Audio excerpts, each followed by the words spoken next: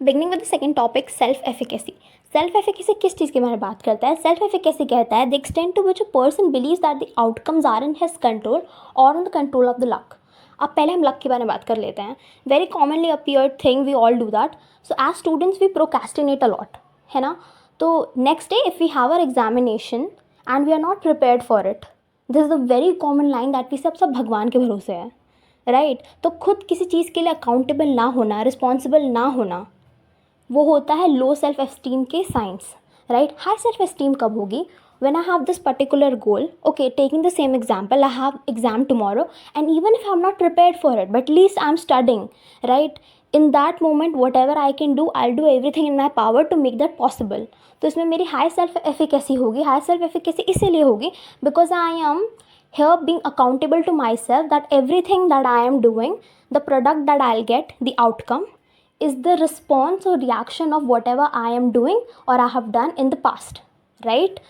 तो अगर हम खुद को रिस्पॉन्सिबल लेते हैं चीज़ों के लिए, किसी और को ब्लेम नहीं करते हैं, तो हमारी सेल्फ एफिकेसी हाई होती है क्योंकि it is fully dependent on our self believe, है ना। Believe that the outcomes are in his control और इन लक। लक पर है तो लो सेल्फ एस्टीम है, सॉरी लो सेल्फ एफिकेसी है, और अगर हाई सेल्फ एफिकेसी है तो खुद पर ज़्यादा भरोसा है। And it is based on Bandura social learning. Bandura learning पर क्यों बेस्ड है? एल्बर्ट बैंड्यूरा ने कहा था a behaviour is learned, if behavior is learned it could be unlearned and if it could be unlearned it could be relearned as well, right? तो हम चीज़ें देख कर ज़्यादा सीखते हैं। Modelling, I have seen my sister talk to my parents that way, I talk to them the same way, है ना। ऐसा होता है। Whatever we see many of these celebrities on television, whatever they do, however they dress, we want to dress the same way because we idealise them, है ना। तो उस चीज़ को लेकर बैंड्यूरा सोशल लर्निंग इसी चीज़ की बात करता है कि आप लोगों को देखकर चीज़ें ज़्यादा जल्दी सीखते हो। जब कोई छोटा बच्चा होता है, they don't even know how to wash their hands but looking at others they do that, right. तो ये सारी चीज़ें हमें सोशल लर्निंग से पता चलती है। अब इसमें लिखा हुआ है people with strong self efficacy construct, select and influence the circumstances of their life. क्योंकि I am completely responsible for the things that I am doing, so I am going to modify it, construct, select, I'll be specific that this is what I want to do and this is what I don't want to do, and influence the circumstances because I have my own way to perform that particular task or how I'm seeing things. Factors that are really responsible for high self efficacy. किसी बच्चे में high self efficacy कैसे develop होगी? उसके लिए 3 चीज़ें बहुत ज़्यादा रिस्पॉन्सिबल होती है। First is positive parenting.